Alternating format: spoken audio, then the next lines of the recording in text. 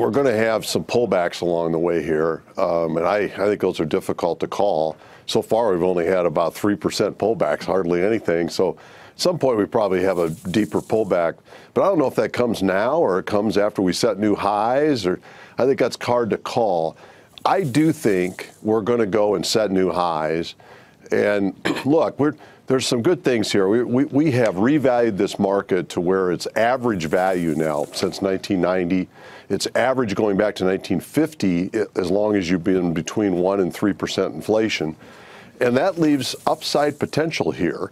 I would not at all be surprised if we see something like 20 times earnings when we're talking about the low rate structure, low inflation that we have right now, and full-on accommodation by policy officials. So if you look at 20 times earnings, even if earnings don't grow, let's say they stay at 160, that's a 3,200 S&P.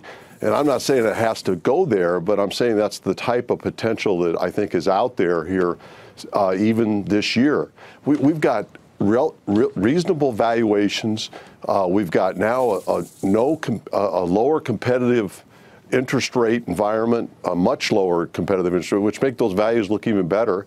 We've stopped the overheat. We've brought the cavalry from monetary and fiscal policy across the globe. And the best part is we've got a lot of fear. I think sentiment is cautious at max and probably pessimistic overall. At some point, we're going to go from, are we recessing here? Is this the end? To, oh my gosh, maybe we're going to have a longer than expected recovery. And at that point, a lot of portfolios that are under allocated, they're going to have to come back in and probably drive this market higher. Yeah. Initially, when you said, I think we'll eventually go to new highs, I thought, well, that's a big, profound, 10 years from now. Yeah, but you actually said this year. Yeah.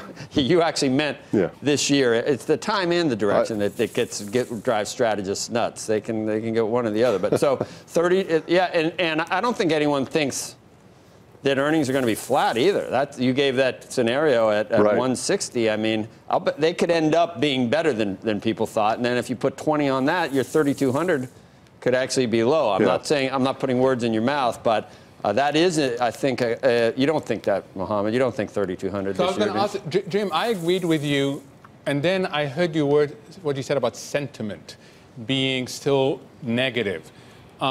Whether I look at what's happening to new issue on the corporate bond side, whether I look at what happened to various IPOs, is sentiment really that negative? And speak to how far we've come on sentiment from 3 months ago. You know, we just talked about, Mike Santoli just talked about the defensive fund, and I was thinking, Mohamed, that this is much like it's been the whole bull market. This bull market has been led by bears throughout. Through the first 5-6 years of this bull, it was led by things like low vol investments, by dividend aristocrats, by staple stocks, and it still is being led by that, as Mike just kind of pointed out. I think that what I find so curious about this is it's been an amazingly great bull, and it's never generated exceeding optimism, at least not in the stock market. The public has never come in overall, and I think we're still climbing that wall of worry. We've got several things generating fear.